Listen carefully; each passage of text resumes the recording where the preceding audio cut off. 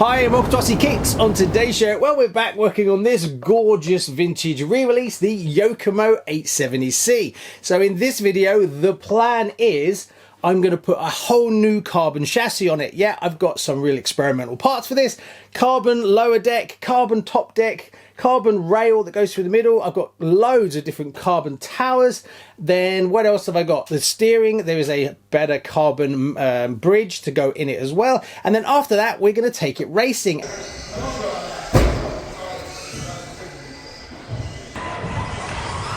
Whoa. Oh, that'll do it.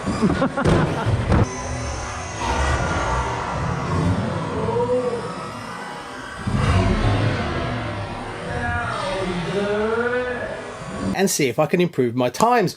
Also, and thankfully, Yokomo have backed up their car and released a load of parts. So I've managed to pick up a few of the obvious ones that I may break while I'm going racing around the front area.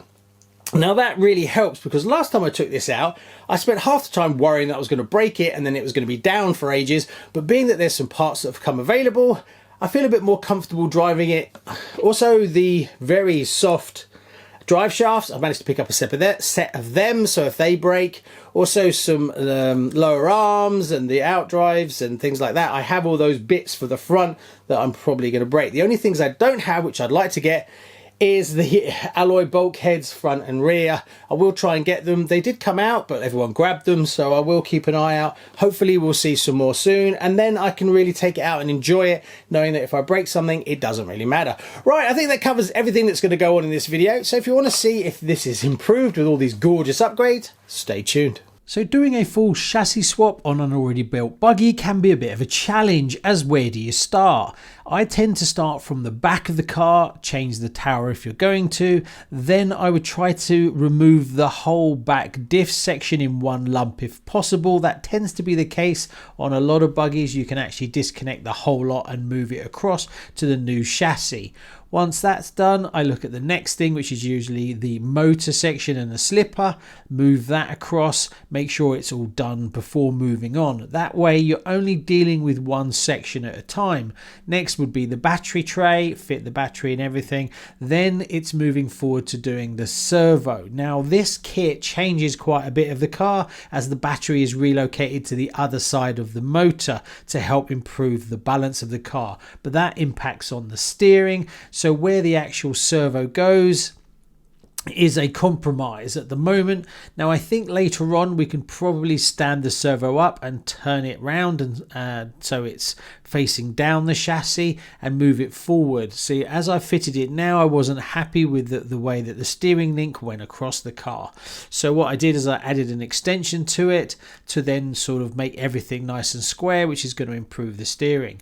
Fitted the front tower, no issues with that at all. Now the towers I'm using at the moment, the rear one is a bit of an experimental one and also designed to run more modern shocks. Now if you look closely, you'll see I've added an extension to the servo horn, basically to true up the whole steering so that everything is on a nice 90-degree angle and everything's level. This worked really well, but I don't think it's the final iteration. Like I said before, standing up the servo, I think, and turning it sideways so that the servo horn can attach directly to the steering would be a better way to go. Right, that pretty much covers all the changes, so let's take it for a bit of a spin.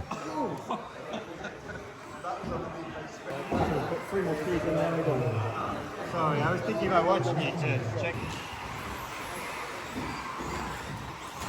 So on this night I was actually running my PR racing buggy, which is very different to this one. This is the first time out after using my other buggy and it's completely different. As you can see, quite a few of us made that mistake. It was a big hit. Luckily the actual body was fine, but the rear wing has taken a little bit of a beating. I've got to get used to it as it drives so differently to my other race buggy and I found it a real challenge. But what we can take away from this is the chassis feels much stiffer. When I drove it last time, there was so much flex in it, but that's also made it a lot worse when it comes to the suspension on this. Now I'm running the stock suspension as it's set up in the kit. The springs are just too stiff. I've got them set to be as minimum as possible, but it slams down. It just doesn't want to flex on landing at at all, but it's definitely, it feels good to turn in, and the tyre choice is all good, and the actual top deck makes a massive difference. It feels much stiffer, but then that's obviously what's causing a lot more of the problems with the suspension. But I will swap out the suspension next and take it back, so it does feel like it's a step forward, even though you can see there the suspension had no give in it whatsoever. So that is a bit of a challenge for me, but I had fun with it, and it was nice to actually get it to sort of start to go a little bit smoother. Also, the servo in this I'm going to swap out for something else, as the servo in this is too aggressive. Trying to desperately stay out of the way of everybody else. I just wanted to get some running footage just to show you, and then I thought I broke it. Yeah, I thought that landing was too hard, and I saw the wheel flap around. It turns out it had only just lost a screw, so it came off the rim. So I wanted to get you a little bit more footage, so while we were swapping over from one race to the other, I managed to dive onto the track just to get you a little bit more running footage, as well as I've driven the car a little bit more, so it wasn't a lot of what you see was down to just my terrible driving, as I wasn't used to it. And it drives okay.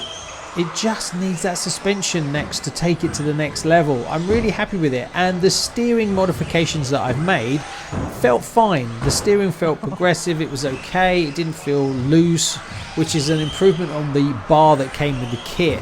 The turning in was never that great, and having the carbon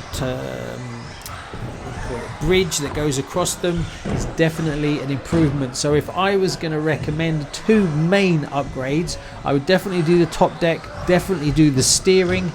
Hopefully we're going to get a real dialed in position for the servo, which will then really help a lot, and then it's changing out the shocks. So out of all that, that's what I would recommend myself. Now I do plan on racing this again. It's definitely going to be back on the show, and then once I've dialed it in a little bit more, we'll actually try and race it properly to see if I can start setting some times. But really this is just a shakedown on a massive upgrade. I'm pleased to let you know that I have ordered a new camera. I damaged my GoPro, which is what you're looking at right now, but the image quality is shockingly bad in this lower light, and I've never been happy with how muddy this looks. So you will be pleased to know that all running footage at the racetrack will improve massively when my new camera arrives, as it's 4K at 120 frames and it works brilliantly in lower light settings. So there you go. What do you think? I think it looks really good, doesn't it? Definitely feels way stiffer, but got to get rid of these shocks. They're just, they're probably the worst shocks I've seen on a vintage car.